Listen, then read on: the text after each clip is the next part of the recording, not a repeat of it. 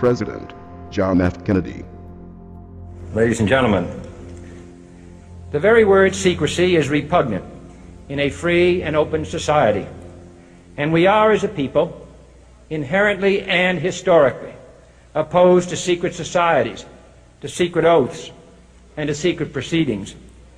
We decided long ago that the dangers of excessive and unwarranted concealment of pertinent facts far outweighed the dangers which are cited to justify it.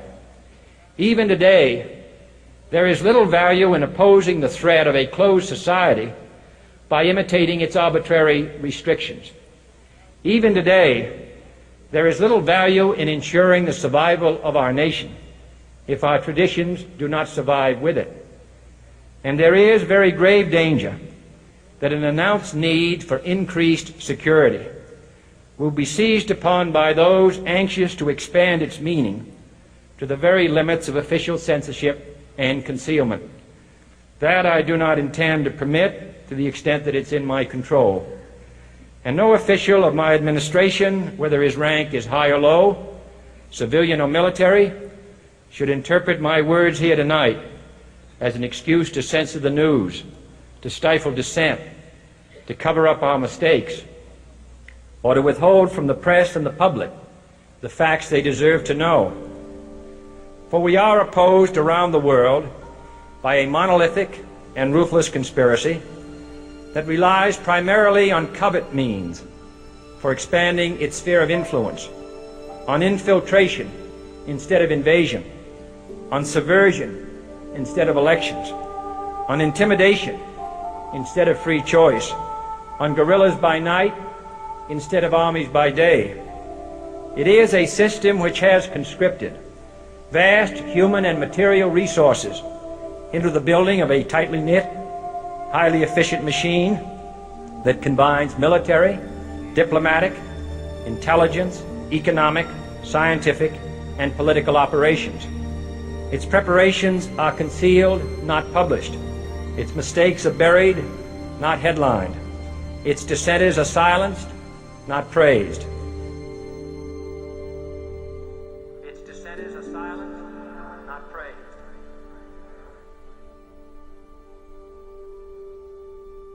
Its dissenters are silenced, not praised. Its dissenters are silenced, not praised. Its dissenters are silenced, not praised. Its dissenters are silenced, not praised. No expenditure is questioned, no rumor is printed, no secret is revealed. No president should fear public scrutiny of his program, for from that scrutiny comes understanding, and from that understanding comes support or opposition, and both are necessary. I am not asking your newspapers to support an administration, but I am asking your help in the tremendous task of informing and alerting the American people. For I have complete confidence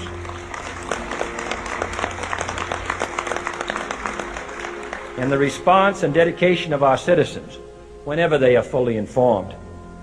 I not only could not stifle controversy among your readers, I welcome it. This administration intends to be candid about its errors. For as a wise man once said, an error doesn't become a mistake until you refuse to correct it. We intend to accept full responsibility for our errors, and we expect you to point them out when we miss them. Without debate, without criticism, no administration and no country can succeed, and no republic can survive. That is why the Athenian lawmaker Solon decreed it a crime for any citizen to shrink from controversy.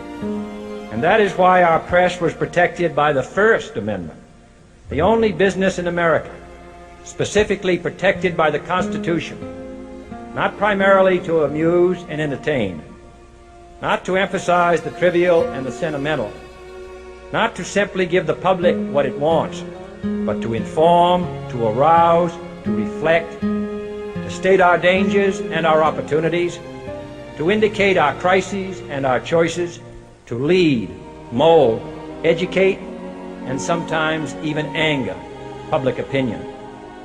This means greater coverage and analysis of international news, for it is no longer far away and foreign, but close at hand and local.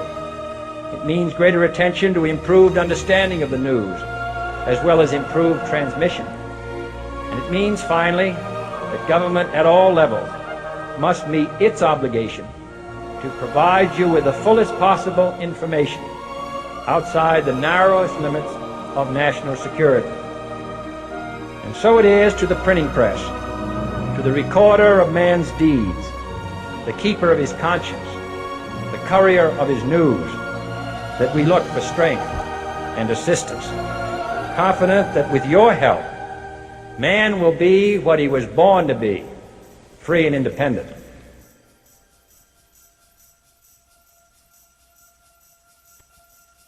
You were both in Skull and Bones, the secret society. It's so secret we can't talk about it. What does that mean for America? The conspiracy theorists are going to go I'm wild. sure they are. I don't know. I haven't seen the web. Number 322.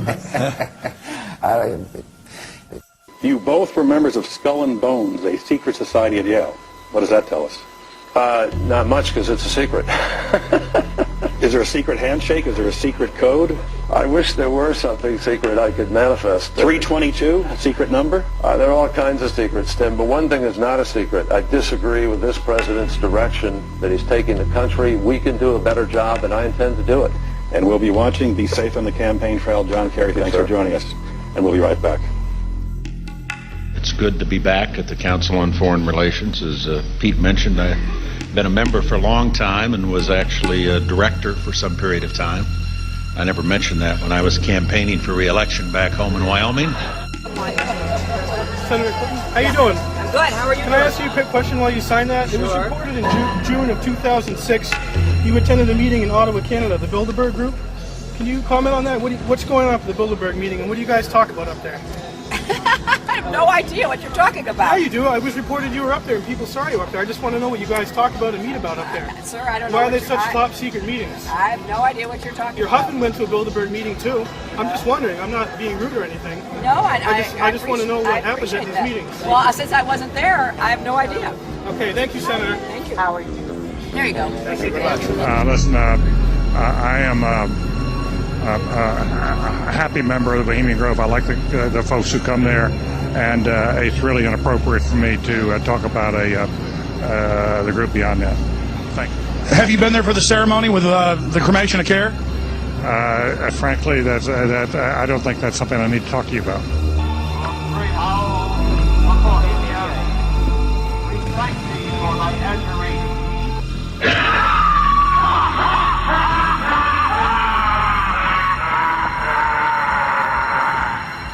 Have you been there for the ceremony with the cremation of care? Frankly, I don't think that's something I need to talk to you about. Really? That's right. Well, I'm Alex Jones, and I snuck in there in 2000. I'm the guy that blew it wide open and got the video. It's been on national TV. Well, I disrespect you for that. You do? I do. But there's a lot of big public officials going in there. Don't we deserve to know? I don't know anything about you, and I don't know anything about your film. But if you go in there with an understanding, you violated that understanding by releasing that film, and I don't respect you for that. Really?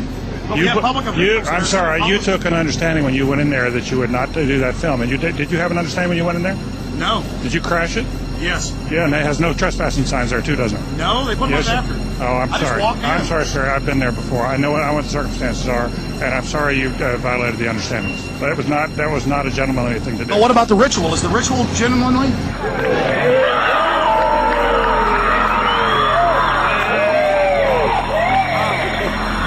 Sir, everything. I don't owe you this comment. I know. This is what's called ambush journalism, and I disrespect you for that as well. So thank you and goodbye. The ritual? It's none of your damn business. Oh.